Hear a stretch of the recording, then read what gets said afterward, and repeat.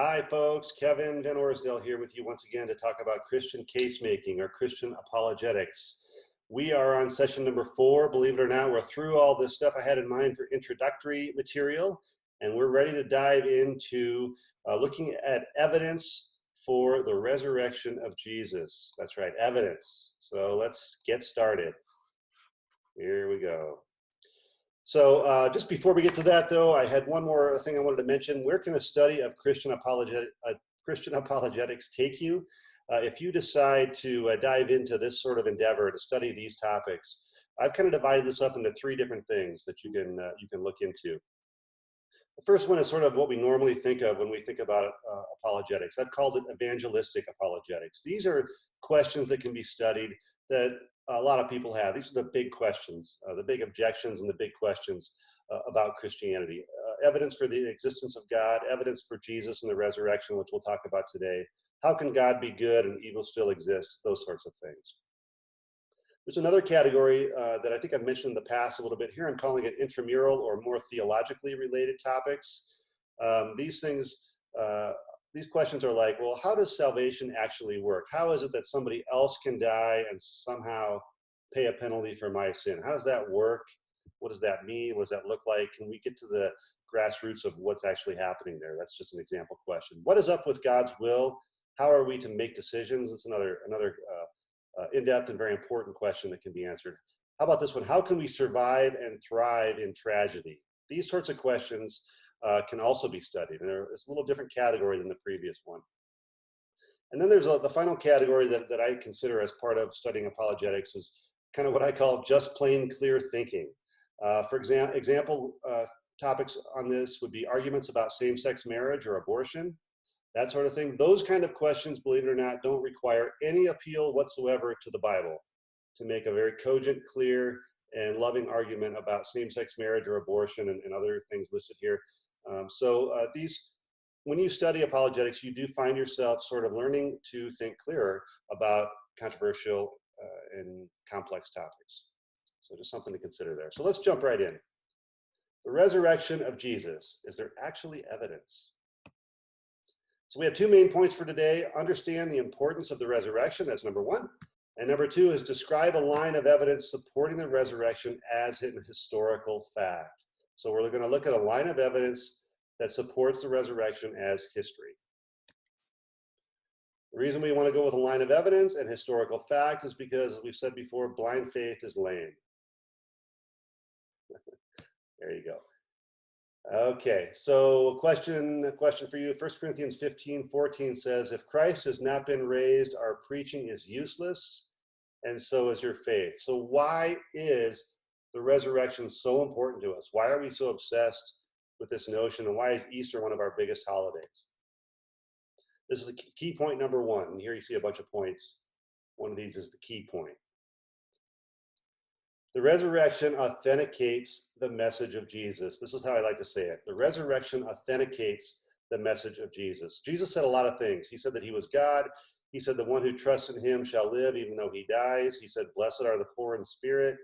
He said he'll prepare a place for us. Many, many things he said, but without something supernatural or something very unique authenticating his message, he'd be nothing more than just another person walking around in the Middle East 2,000 years ago, making claims and having a few followers and a few detractors as well.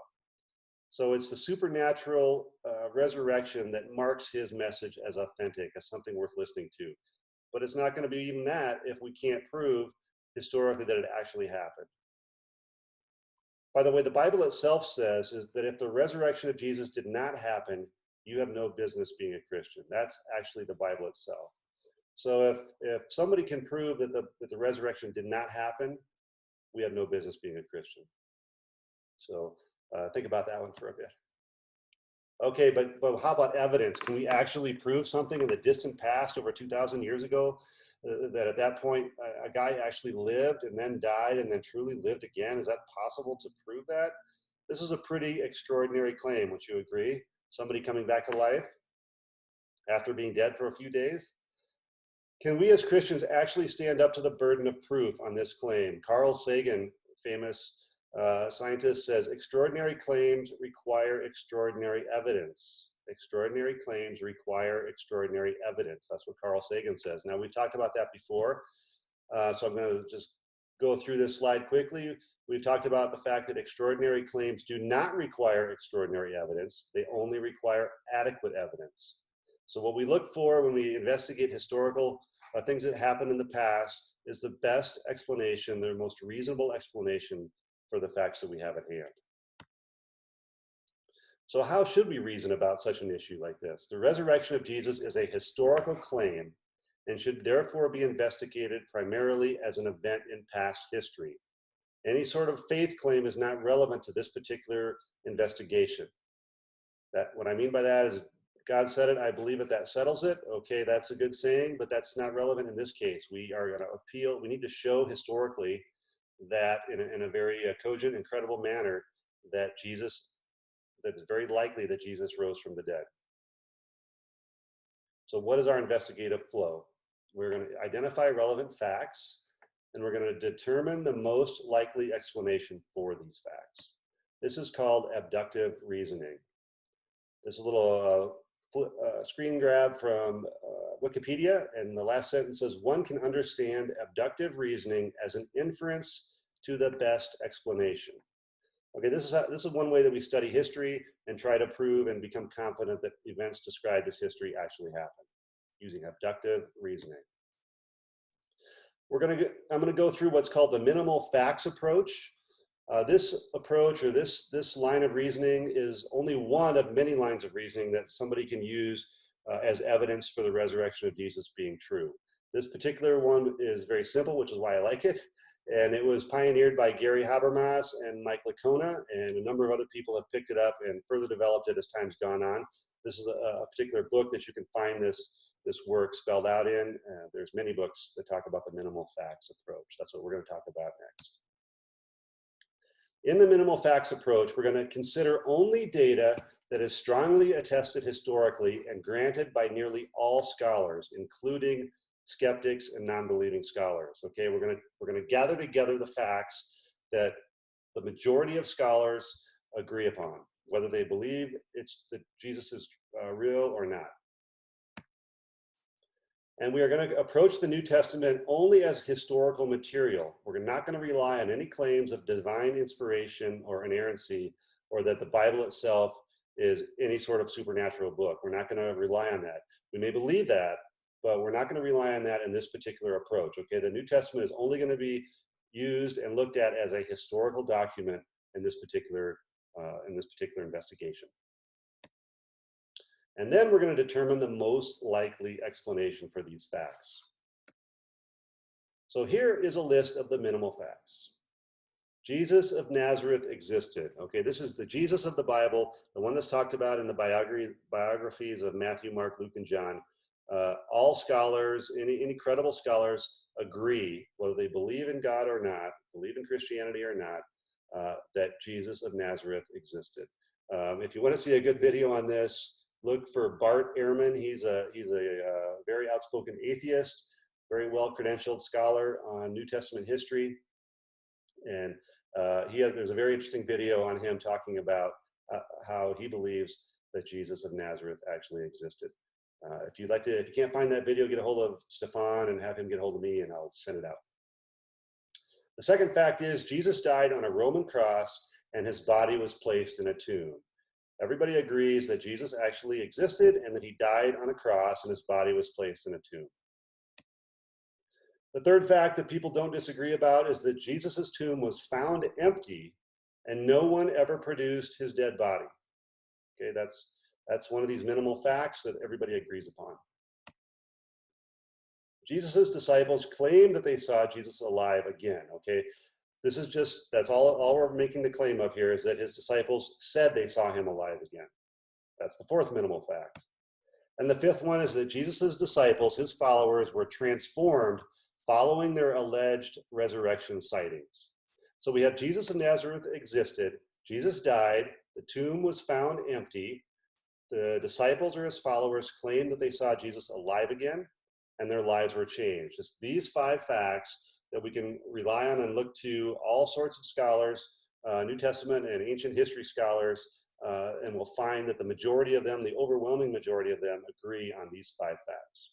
They might not agree on what this leads to or the conclusion from this. They certainly don't all agree on that. But that's up to us to decide ourselves what we want to draw from these 5 facts. So we want to look at what the possible explanations are from these 5 facts. And these are what I think, how we can sort of boil that down. Possible explanations are that Jesus did not really die on the cross. Okay, the fact that they saw him walking around again later, well, maybe he didn't actually die. So that's one possible explanation. That's called the unconscious theory. They put him in the tomb, and he was not really dead. He actually just woke up again after a while and walked out. Another possible explanation is the disciples lied about the resurrection. This is called the conspiracy theory. A third possible explanation is that the disciples were delusional about the resurrection. This is called the hallucination theory. So this is a notion that the disciples or the followers of Jesus thought they saw him walking around, but they really didn't. This is the fourth possible explanation, is the disciples' observations were later distorted. This is called the myth theory. You might have seen the movie out there called the Zeitgeist movie. That's part of what they hold to. The disciples were accurately reporting on the resurrection of Jesus. That's the fifth possible explanation that we've come up with here for these, what we're calling the minimal facts. Okay, so we have 4 that would be against Christianity, and the fifth one would be the Christian explanation that it actually happened. So let's take a look at these one by one. Jesus didn't really die on the cross. That's the unconscious theory. So what's the likelihood of that being a reasonable explanation for the minimal facts?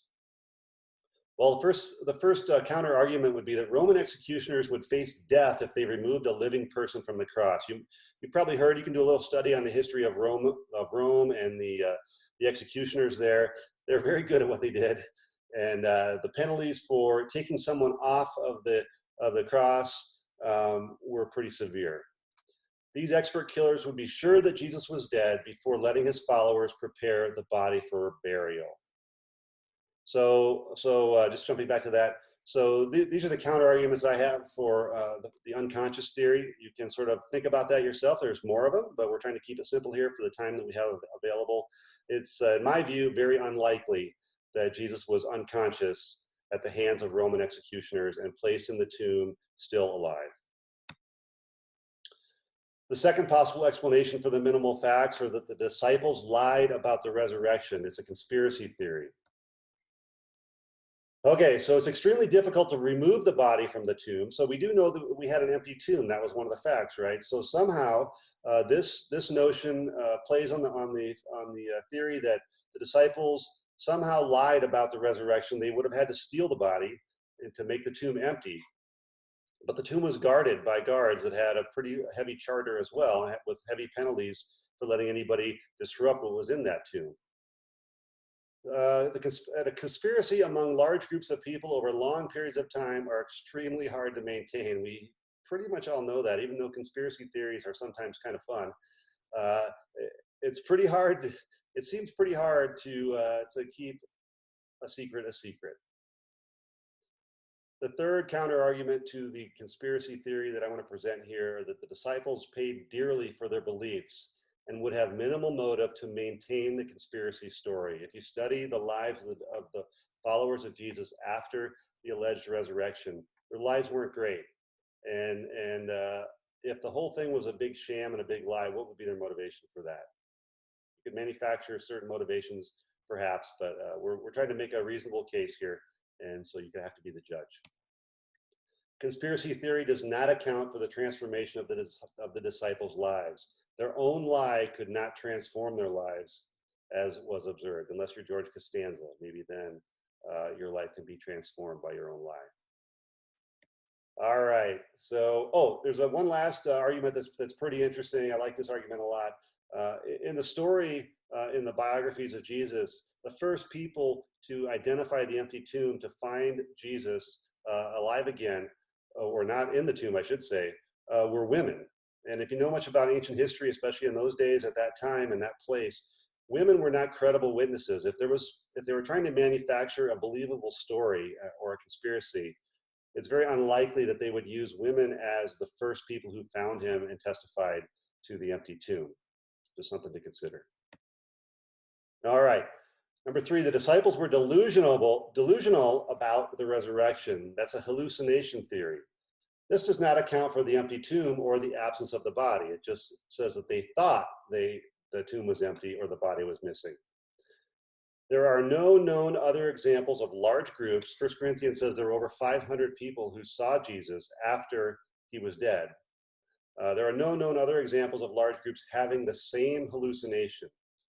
So you can search high and low through history to try to find 500 people or more that have the same hallucination. You can certainly find people that are all delusional at the same time, but having the same hallucination is a pretty rare event. Jesus was seen a couple other times post-death. The hallucination would have had to be repeated numerous times. So they would have had to have a hallucination, the same one, seeing the same person multiple times throughout the days that came after Jesus' death. And also not all the disciples or the followers would have been inclined towards such a hallucination. Thomas, for example, he was doubting Thomas. He did not expect Jesus to come back to life at all. So people who are not expecting anything like that, they're not going to generally have that hallucination. They're not inclined to that sort of an event. So this seems a little unlikely to me as well, the hallucination theory. All right, then we have the myth theory. The disciples' observations were distorted later.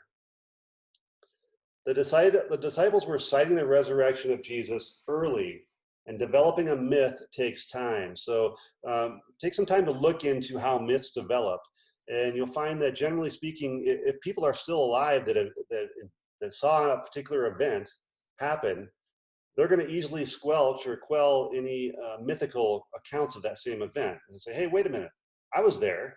That wasn't true. But the disciples in mass were talking about the resurrection of Jesus after, very soon after he was crucified. So it'd be pretty unlikely that a myth can develop in that short amount of time. No body was ever produced to refute the myth. So if there was a myth that was circulating, hey, Jesus is alive again, the tomb is empty, all somebody would have had to do is say, wait a minute, here it is. Here's his body. It's still here. But that body was never produced. All right, so the final explanation for the minimal facts is that the disciples were accurately reporting on the resurrection of Jesus. That's a possible explanation that they were right. They were reporting accurate history. This requires, though, this has a detractor to it as well. This requires an acceptance of the supernatural. This is something that a lot of people can't get over. It's a very high hurdle, I must admit, to look at our world and think that there's something out there that is beyond nature, that is supernatural. And that's what this requires. If you're going to believe that Jesus did die, did come back to life, you're going to have to buy into the notion that something supernatural exists. But that's the only problem with this explanation. My claim is that we need to have an open mind on this and be open. What is the reason that we can't have supernatural events? I find it hard to find a reason where supernatural events simply can't happen. So I think this is the proper explanation. One final word. This is from William Lane Craig. He's a philosopher, scientist, and one of the foremost experts on the resurrection. He said, it is quite clear that without the belief in the resurrection, the Christian faith could not have come into being. The disciples would have remained crushed and defeated men. The cross would have remained a sad and shameful end to his career. This is from the book, The Sun Rises by William Lane Craig. So in summary from today, we have 2 points. Remember, the minimal facts approach is one way to show that the resurrection of Jesus is a historical likelihood. So we think that the resurrection actually happened is a pretty good, most reasonable explanation for the minimal facts. And the second point is, in reverse order here, the resurrection is important to Christianity because it authenticates the message and authority of Jesus. Okay, that was sort of like drinking from a fire hose there, a lot of things in just a few minutes. As always, I'm open to your questions or comments. Hope you find this helpful.